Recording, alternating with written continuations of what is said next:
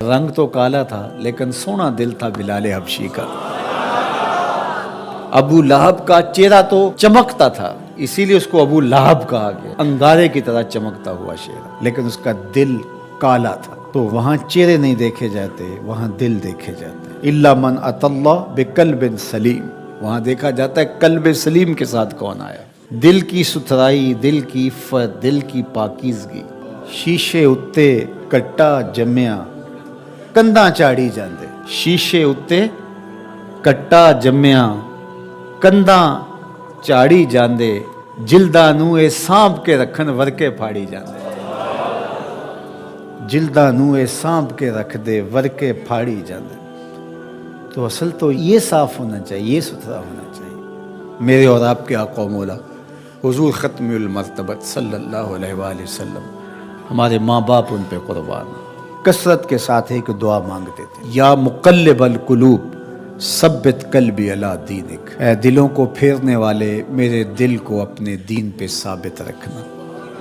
ام المومنین رضی اللہ تعالیٰ عنہ فرماتی ہیں کہ میں نے حضور علیہ السلام سے پوچھا کہ حضور اسلام لانے کے بعد بھی اس کی ضرورت ہے کہ یہ اللہ کی بارگاہ میں عرض کرے؟ تو آقا کریم نے ارشاد فرمایا کہ دل رحمان کی دو انگلیوں کے درمیان ہے، وہ جس طرف چاہے پلٹ دے، بے نیاز ہے، تو اس لیے ہر وقت اس سے مانگنا چاہیے اللہ میرا دل سلامت رہے، دین پر قائم رہے۔ ورنہ ہم دیکھتے ہیں کتنے لوگ ہیں بظاہر اچھے ہوتے ہیں لیکن انجام بخیر نہیں ہوتا۔ انما الاعمال بالخواتیم، اعمال کا دار و مدار حسن خاتمہ پہ ہے۔ خاتمہ کیسا ہوتا ہے؟ حضرت سہل بن سعد الساعدی رضی اللہ تعالیٰ عنہ فرماتے ہیں کہ ایک غزوہ میں ایک مالدار شخص بڑی بے جگری سے لڑ رہا تھا، اس جرت سے لڑ رہا تھا کہ ہمارے دل میں آیا کہ کیا بات ہے۔ آقا کریم علیہ السلام نے دیکھا تو فرمایا جس نے اہل جہنم میں سے کسی کو دیکھنا ہوتے سے دیکھ۔ بڑی حیرت ہوئی، ایک صحابی کہتے ہیں میں اس کے پیچھے ہو گیا کہ حضور علیہ السلام نے جو فرمایا ہے کوئی وجہ ہوگی تو میں دیکھوں ماجرا کیا ہے۔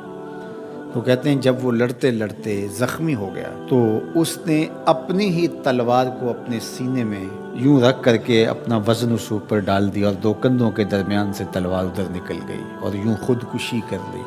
تو کہا کہ بندہ ساری زندگی نیکیاں کرتا ہے، لکھا ہوا غالب آ جاتا ہے اور پھر آخر اچھا نہیں اس کا رہتا۔ اور کتنے ایسے لوگ ہیں کہ جن کا ماضی بہت بھیانک اور برا تھا لیکن آخر ٹھیک ہو جاتا ہے۔ تو اس لیے ہمیشہ اللہ سے انجام بخیر کی دعا مانگو۔ یا مقلب القلوب ثبت قلبی علی دینک، اے دلوں کو پھیرنے والے ہمارے دلوں کو دین پہ ثابت رکھنا، کہیں ایسا نہ ہو کہ ہمارا انجام ٹھیک نہ ہو، انجام ہمارا ٹھیک ہونا چاہیے۔ حضرت ابی ملیکہ رضی اللہ تعالیٰ عنہ فرماتے میں 30 اصحاب رسول سے ملاقات کی ہے، میں نے سب کو فکر مند پایا ہے انجام ٹھیک ہو جائے۔ جنہوں نے اپنی آنکھوں سے حضور کو دیکھا وہ بھی ڈر رہے ہیں ہمارا انجام ٹھیک ہو جائے۔ رنگا رنگ سہیلیاں پرن کڑے، پر پریا اس دا جانیے جس دا توڑ چڑھے۔ ہمیں ایک اور دعا ترغیب دی گئی قرآن مجید میں اہل ایمان کو، اور وہ کیا؟ ربنا لا تزغ قلوبنا بعد اذ ہدیتنا وہب لنا من لدنک رحمہ انک انت الوہاب۔ اے اللہ ہمارے دلوں کو سیدھا کر دینے کے بعد دوبارہ ٹیڑھا نہ کرنا۔ یہ دل سیدھے ہیں تو سیدھے ہی رہیں، یہ کبھی دوبارہ ٹیڑھے نہ ہوں۔ یہ نرم ہیں تو نرم ہی رہیں، کہیں پتھر نہ ہو جائیں۔ ایمان کے نور سے جگمگا رہے ہیں اللہ، یہ جگمگاتے ہی رہیں، کہیں دوبارہ ان میں ظلمتیں نہ آ جائیں۔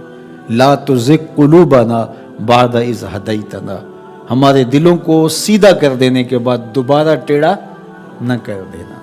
وہب لنا من لدنک رحمہ، اور ہمیں اپنی جناب سے رحمتیں عطا کر دے۔ انک انت الوہاب، تو وہاب ہے، اپنے کرم سے اپنے فضل سے ہمیں مالا مال فرما دے۔ تو میری دعا ہے اپنے لیے سب سے پہلے اور آپ سب کے لیے اور اپنے جملہ دوستوں کے لیے، پیر بھائیوں کے لیے، سب ملنے والوں کے لیے کہ اے اللہ ہم سب کو ہمیشہ ثابت قدم دین پہ رکھنا، آخری ہچکی تیرے نام پہ آئے، تیرے محبوب کی غلامی میں آئے، ہم سب کا خاتمہ ایمان پہ۔